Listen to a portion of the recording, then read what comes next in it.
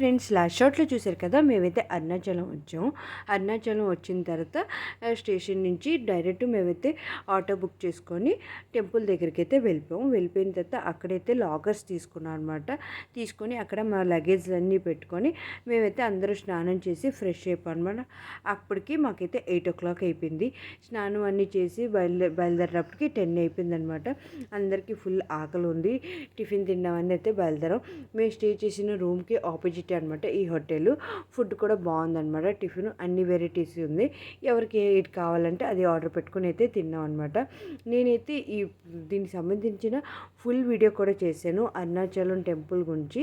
ఎవరికైనా ఇంట్రెస్ట్ ఉంటే కింద లింక్ ఇస్తాను, క్లిక్ చేసి అయితే చూసేయండి.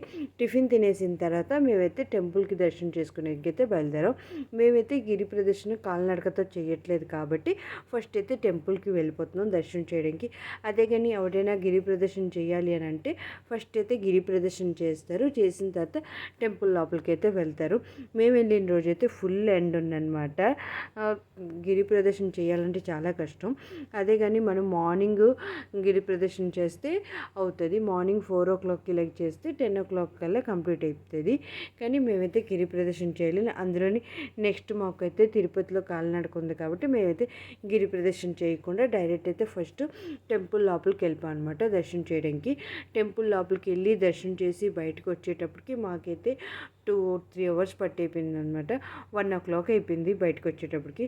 బయటకు వచ్చేసి మేమైతే గిరి ప్రదర్శన అనేది ఆటో బుక్ చేసుకున్నాం అనమాట.